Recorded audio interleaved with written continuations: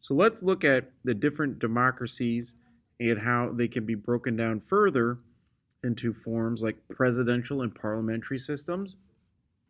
And we're going to see these differences. We're going to look at federal systems and confederacies, and we're trying to understand that in the federal government, we have balance of powers. We have a judicial, executive, and a legislative branch. That the federal and the states share some powers. They have some powers that are shared powers. And then we're going to examine the difference between these presidential and parliamentary systems. And in America, we have a presidential system. So let's start investigating. So the United States originally was a confederacy. Under the Articles of Confederacy is a government where the states are independently ruled and come together to deal with large issues. So this is called the Articles of Confederation. Now, there's only really been two confederacies in much of world's history.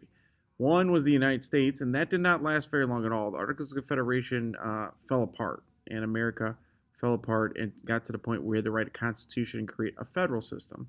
And then, of course, the flag you can see in the bottom middle right-hand corner is the Confederacy of the South, the Confederate States of America, which, thank goodness, they were a confederacy, because I would argue one of the main reasons that the South lost to the North was because they were a confederacy.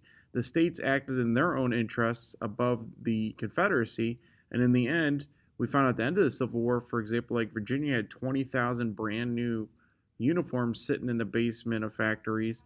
Meanwhile, soldiers in Georgia were walking around barefoot because they didn't have enough shoes or clothes. So the wealthier states like Virginia and the Confederacy did fine, where the poorer states like a Georgia or an Alabama might have struggled to clothe and arm their soldiers, and that helped the Federalists, the Union, win in under Abraham Lincoln's leadership. Now, the United States was originally was a confederacy under the Articles of Confederation in the South, and a confederacy during the Civil War from 1860 to 1865. But there really is no Confederate countries in the world today. Probably the closest thing would be the EU, the European Union, and we've seen a lot of struggling with the EU.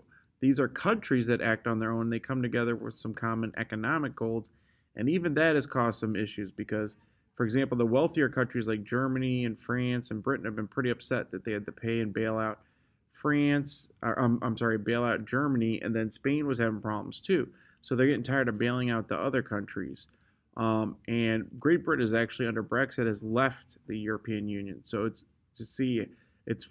unseen how the European Union will go in the next 20 or 30 years. But it's not an actual confederacy, it's a union. Now, under federalism, which we have in America, this is different. The federalist system is the powers divided and shared among central, state, and local government. Many times the Constitution specifies their powers. So I really like this diagram in the bottom right-hand corner. It's kind of like this eggshell ball, where you can see the local government is the smallest and the least powerful, but it does have power and control over things. And the states have more power, and they're kind of above, and they encircle the local governments, and their powers supersede the local governments, but they both have some shared powers as well. And then finally, you have the federal government, which is encasing all of the state and the local governments. So that is how a federalist system works. The federal government supersedes the state and local governments on most issues, but not all. And we're going to find out which ones later on in the year. But they also have some shared powers. So, for example, the federal government, you pay taxes, they could raise taxes on you in the federal government, and so can the state of Missouri, and so can your local government. So property taxes can go up in the county of St. Louis on our houses. Also, the taxes can go up in the state of Missouri, and then the federal government could raise taxes as well. So I really like this pyramid at the top. There's only one federal government, and there's 50 state governments, the 50 states, and there's about over 89,000 local governments, okay? So you think about how that's broken down, but the most powerful is the federal government, followed by the states, and then the local governments. That probably have the biggest impact on your lives a lot of times are the local governments. So a parliamentary system is, while it's influential, it is not the system the founding fathers went with. They went with the federal system. The British have a parliamentary system. And most European nations today have a parliamentary system, as well as Canada to our north. So the English designed a parliamentary system of government. And the big difference between a parliamentary system is the legislative branch, which is called the parliament, and legislative branch is the ones that make the laws. So think legislation, make the laws. Laws, legislation are not completely separate from the executive branch or the prime minister.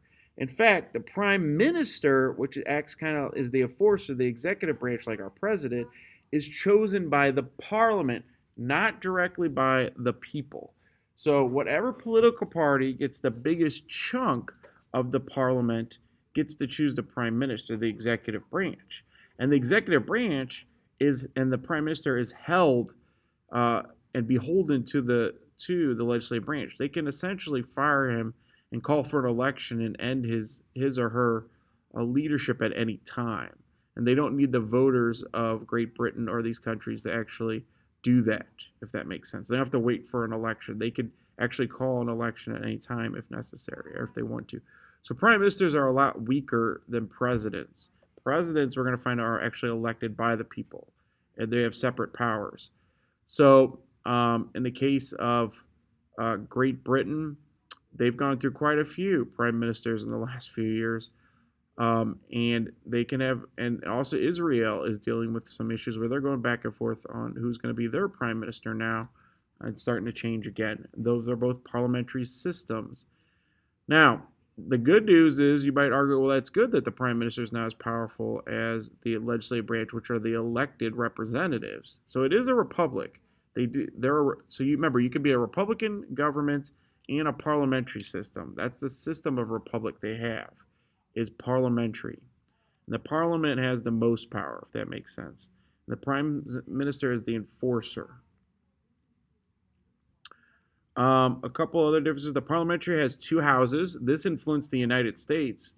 Their lower house is called the House of Commons in Britain. We call ours the House of Representatives. And also their upper house is called the House of Lords. So originally the lords are actually nobles that were in the upper house, and the commons, or the common people, are in the lower house.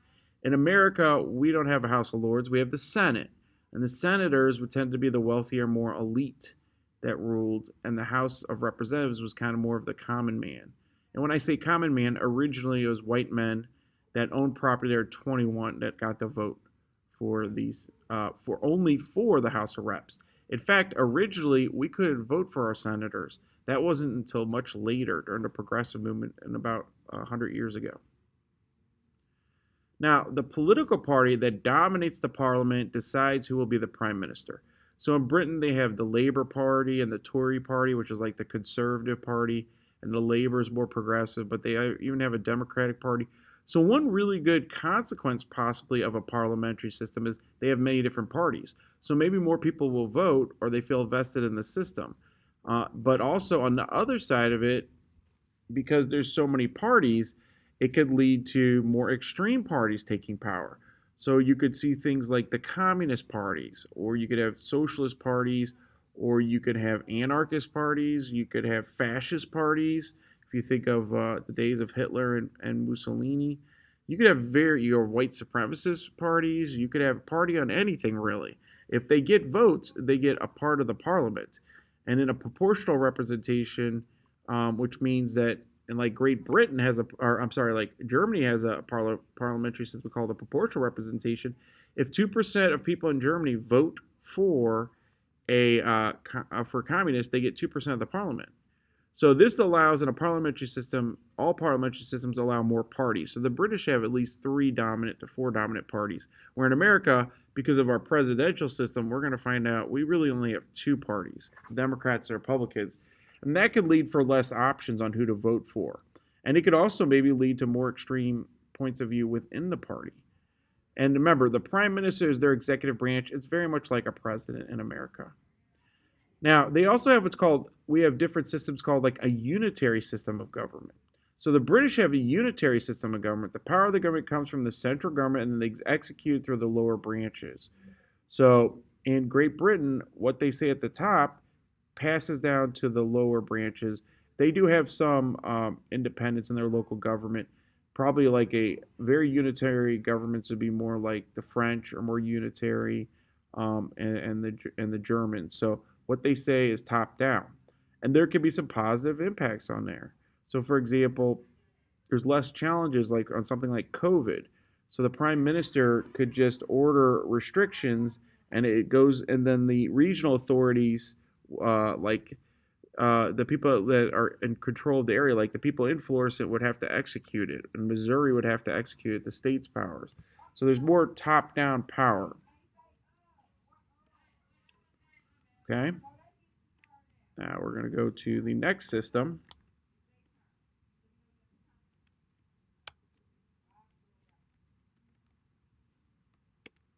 I don't know what it is. Okay, so it's a presidential system. And under the presidential system, the president is actually what we have is elected by the people, not other branches of government.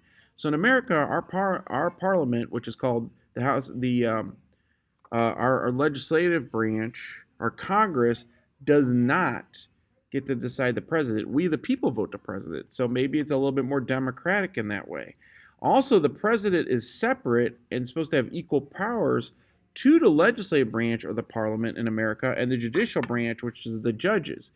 In England, the parliamentary system is the legislative branch is much more powerful than the prime minister and the judges. In America, we balance it out. We have more of a checks and balance system that we'll get in later in the union. And you can see that what's interesting is a lot of countries went with the presidential system that the Americans like us created. So you can see on the map on the right, you can see the red areas are presidential systems like America. Yellow are parliamentary systems, and orange are kind of a combination of a parliamentary and presidential system. So you can see the British are the yellow islands in Europe. So you got the Germans parliamentary, the Italians, Spanish, but the French actually have a combination of presidential and parliamentary. The French, for example, they have a president and a prime minister, and the president does more of the walking around kissing babies, and the prime minister a lot of times has to make more of the political decisions. So there's some trade-offs. One of the problems with our system might be that as the president has to do all that stuff. He has to go around and kiss babies and give people high fives and read books at elementary schools. Meanwhile, he still has to run the country. Where in England, they also have the monarchy where they have a king or a queen that goes around and does that stuff, like kisses babies and shows up at graduations and stuff. But the prime minister can actually get his work done and stay home, or her work done. The French have decided to have their presidents kind of going out and meeting the people, and the prime minister stays back to do a lot of the actual writing and work and work with the legislator, if that helps you understand. But you can see like Latin America is very heavy on the presidential side of government, presidential. And Africa is kind of split, and the other areas were Europe was much more parliamentary.